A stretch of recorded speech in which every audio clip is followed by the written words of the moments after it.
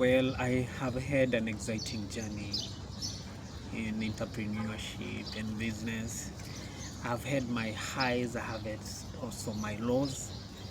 I have made lots of mistakes. At the same time, I have also made lots of learning, you know, and all this has helped me to see business in different perspectives, things that I didn't know that I know today, and things that I'm still getting to know even now. My journey begins when I was in high school. Well, when I was just finished high school, and I just wanted to have money in my pocket. And I remember I made those bookmarks and sold them to my church friends. And it didn't do so well, but the investment was 5,000. So I ended up having them given for charity. Yeah, but at least it's good. You get started in life. Any entrepreneur has to start somewhere. Later on, I partnered with my mom who had a shop, and I sold her this idea to do wholesaling, to be doing big purchases, then we break them down and we sell to small shops. At that time, the community was growing, so there were no shops in Joska. There were just but a few, going to a place called Kware Mala, going all the way. And therefore, I was able to convince my mom, and we were able even to get a bike, not a motorbike, but a bike. Then bikes or motorbikes were rare. So we were able to get that. I was the one in charge of doing the distribution. I hope I can get one of the pictures. Yeah, but I did those distributions, and there were good sales. We had agreed I will be taking a certain percentage after every sale, and I can tell you that taught me sales. Whew. It trained me on sales because I had rejections. I had times I would ask clients to buy from me, they wouldn't, and after a couple of days they buy. So, and I bet because I was so young, they looked at me and perhaps they saw this young guy who is so confident to come and knock our doors for sales. So I made something. I often had some cash in my pocket. So that model never worked for long because bigger competitors came in. Now we had vehicles bringing the same items we were selling and bringing them to the shopkeepers. So that was not sustainable. So I felt, how about I do small products for ladies? So I would go in town in Nairobi City. In the evening, we used to have people come and just sell on the streets good products, good stuff for ladies, be it sweaters. There was this one long one, do we call the name? But some very nice clothing and earrings, and these were rare in at that time in Joska and all those places. Those places were so remote then. So I would buy from the small savings I had. I would go in town in the evening, buy several of them, and come and sell to friends around. I have this product, and I'll get a good markup. I would put a good markup, make maybe 50% of that. And I was able to sell quite a number of that. From that, I kept on thinking, will this business really be a sustainable business? Mind you, all this time I'm just doing for fun. At the same time, I don't have that big vision over these businesses that I'm doing. All I want is to at least have some money. And all this time, I was also in college. I was in Kenya Institute of Management.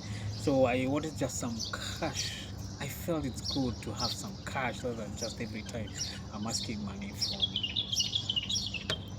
my parents. So moving forward, I did away with that business, and I felt it's not generating that big amount, and that's how an opportunity to work in Nakumat came. It was an affiliate of Nakumat. It was called Lebok. They used to sell meat inside Nakumat. So I was posted in Kisumu. Thereafter, I was posted in Nanyuki. And while I was still working, I remember at one point when I was still selling ladies products, I used to visit a lot when there were exhibition in KCC, and in one visit I meet a lady making some very nice tote bags.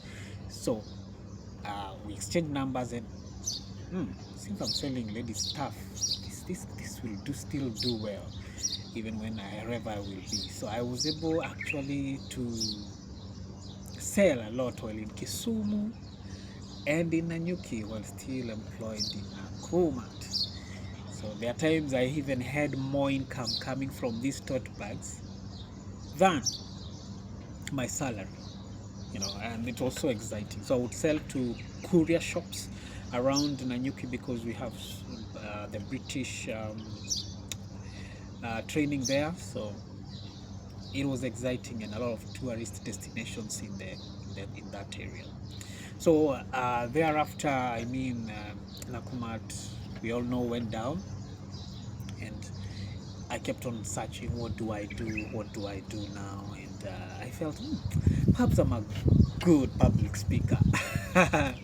And I made some very nice brochures for high schools. So I knocked several schools, and incidentally, never it never gave me the anticipated results. I never got good sales. All I remember, I spoke to at least in 4 5 schools, and I realized this thing is not generating money as the way I had desired. I mean, you get one deal today, another deal comes after maybe 3 4 months. And from the encouragement of listening to people, how they have made it in this public speaking in schools and motivational speaking, I felt I'll volunteer just to go and speak in a school, even if they don't give me. I did that for quite a number of schools. Some in some mostly in Dagoretti. I did also in along Kamundo Road. Yeah, just to see, do I get some also income from it. And, well, I never saw great future in it.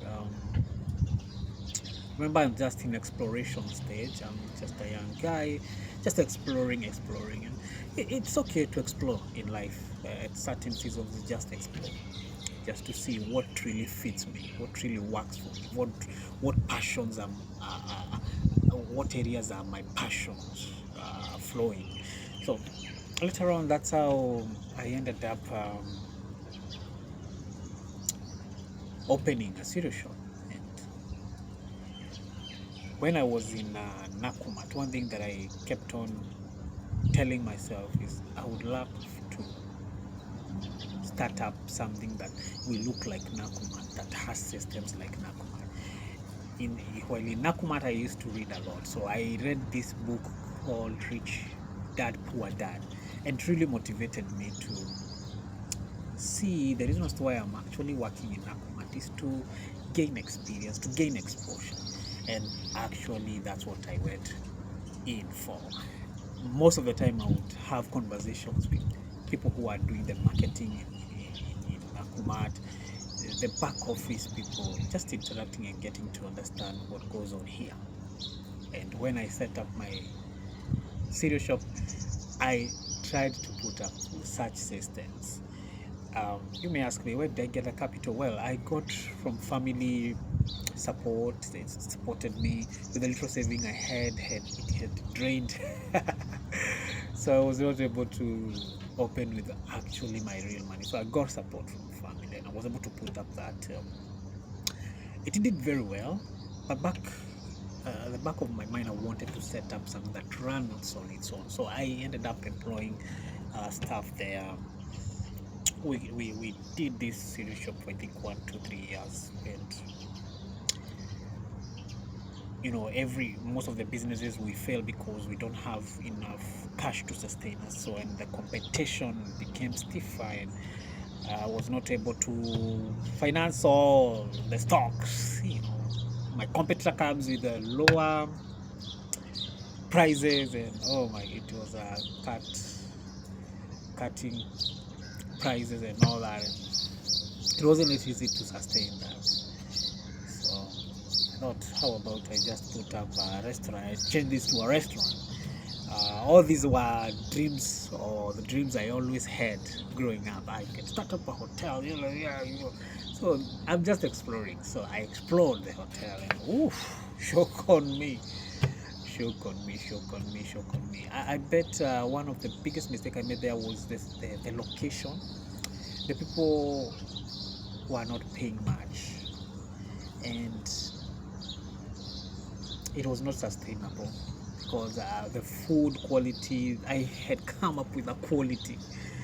The quantities, they want the quality, but they don't want to match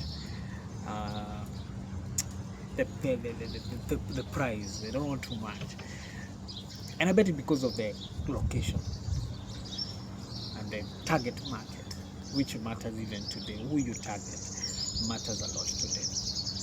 So what happened later on? The hotel never did well. I closed it, right? And at this time, I'm closing. I have no savings. I have nothing.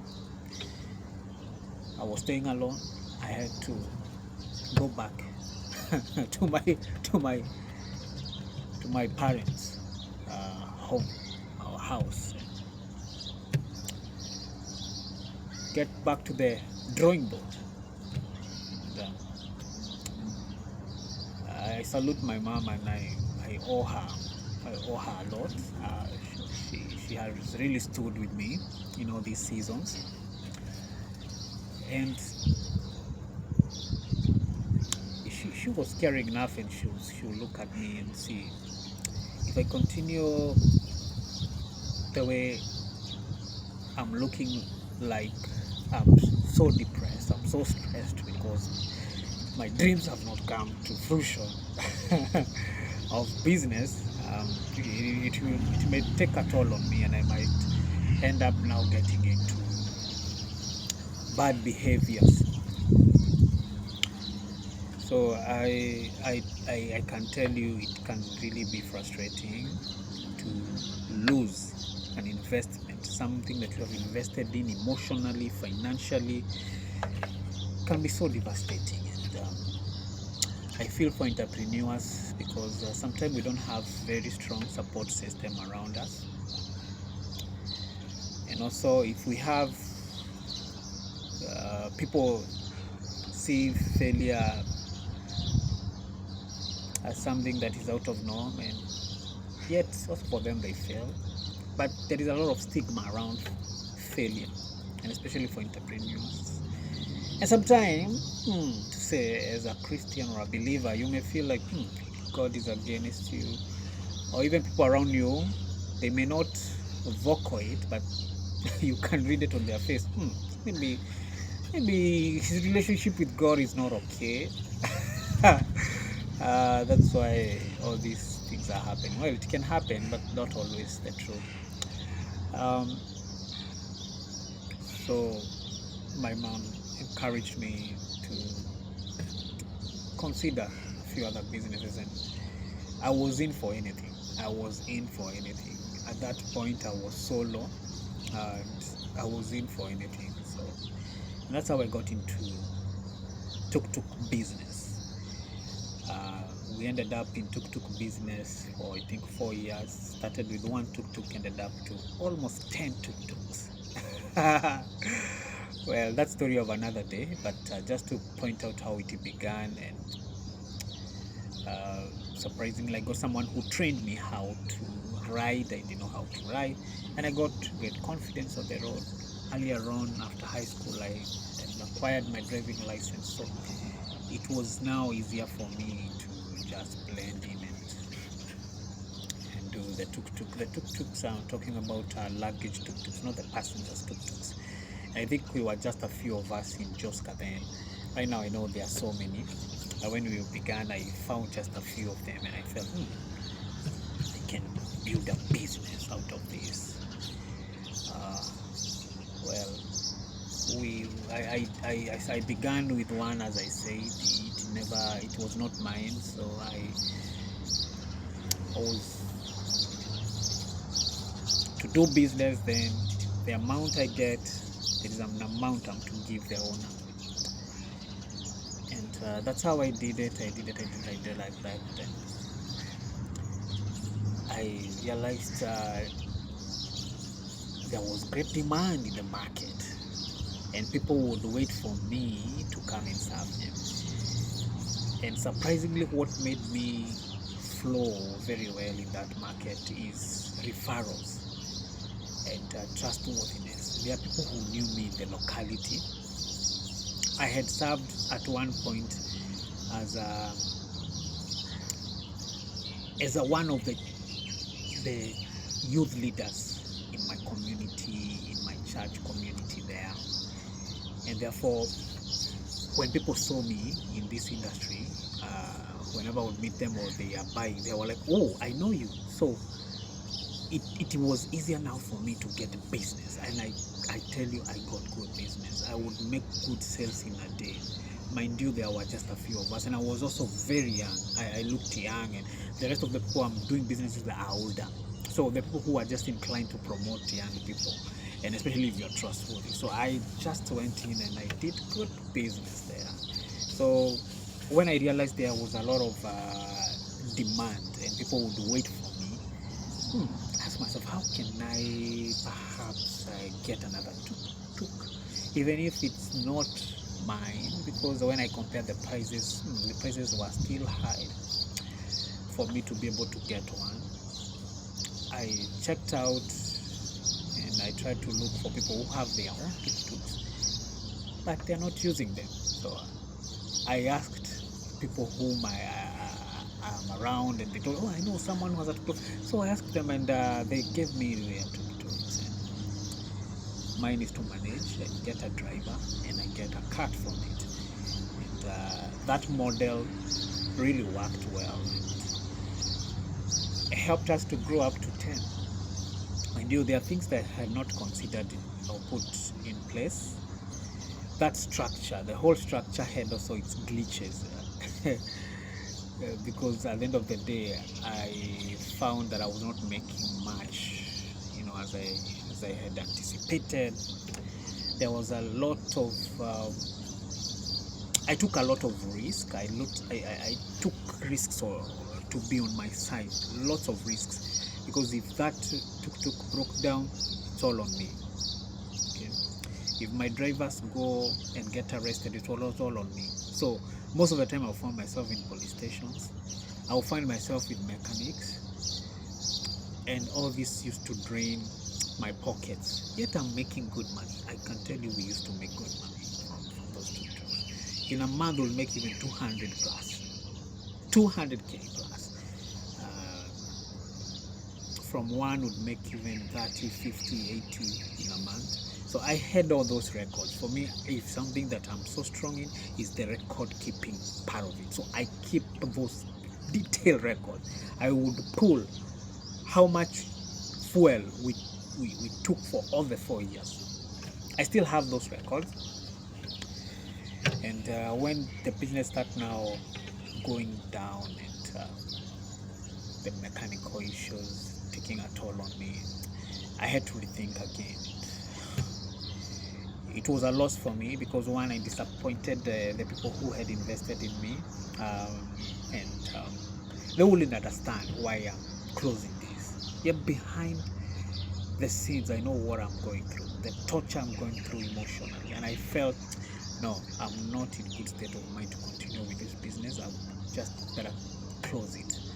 And also now the other thing came in, my very good staff also found a way to buy their own, and they started leaving. So it was not now sustainable, and every now and then trying to being arrested, getting your drivers out of police stations, a lot of derailing.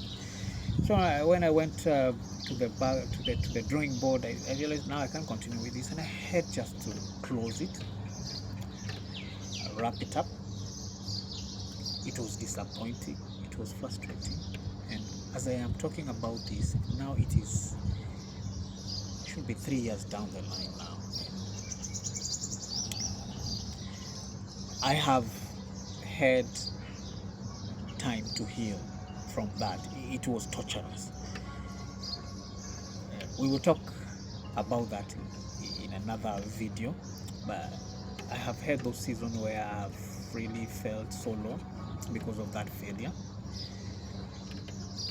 and people doubting me, people saying all manner of things, people that you think maybe they will say something positive about whatever you're going through, but that's the price sometimes we have to pay, and we will not create grudges with them or become bitter. There is a season you have to heal as an entrepreneur and get back on feet. So I took a break, and when I took a break, I just took a break. I never quit from entrepreneurship. In the break, I went back to school to learn, to study on entrepreneurship. So that's where we have been, and it's coming along well. I ended up now opening another business, and I'm in, and I'm drawing all the lessons from my past into the business. And I'm grateful that I persevered, and I continue growing daily. And I also encourage you that you'll also have moments when you'll have to close one business to another, because it's not until death do us apart you can close and open another business, because markets change. And now that I'm also operating or in still startup seasons, operating a business in your country, operating a business in another country, it's mind-blowing. It's policies are different, markets targets are different, so there's a lot of learning to do. There is a lot of don'ts and do's. There is a lot of research to be done, a lot of investments to be done, and sometimes as an entrepreneur you take risks, big risks. You leverage on people, you leverage on trust, man, and things will not always be 100% go the way you desire. We keep on taking one step at a time. You knock doors for banks to give you money, they don't give you. You talk to friends to give you money. No, they don't see the dream that you're talking about. But I can tell you, every failure up to this far, it has just been molding you to become a better entrepreneur. And therefore, persevere, don't give up. That's my story. And I know you also have a story. Don't shy off to share it, because it will end up inspiring someone else to have courage to start, to have courage to continue. And let's be to the top. Let's have more African entrepreneurs, even in these diaspora places, in these other countries. It's not written anywhere that we can only be guards, we can only be housemates. We can also be entrepreneurs even in other countries. We can be entrepreneurs in America. We can be entrepreneurs in Gulf. And I know it's just a small percentage of entrepreneurs, and I would encourage us, if there is a skill to learn, is entrepreneurship. It doesn't pay off immediately, but in the long run, that's an investment that will pay big time. The skills you will learn along the way, there will be a break. At one time, there will be a break. So remove those labels. You have labeled yourself that I come from this community, so we can't be entrepreneurs like the other community.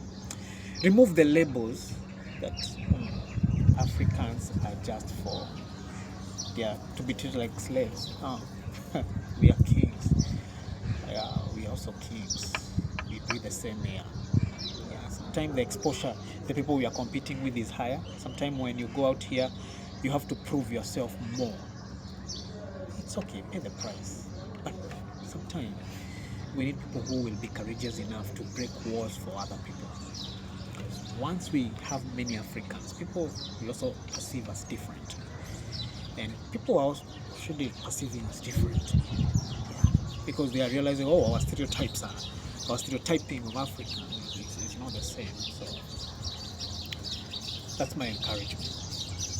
It may be tough at first. There are times, there are seasons you'll not have much, there are seasons you'll have nothing, but keep at it, keep growing. The season you'll be misunderstood by people around you, but keep moving.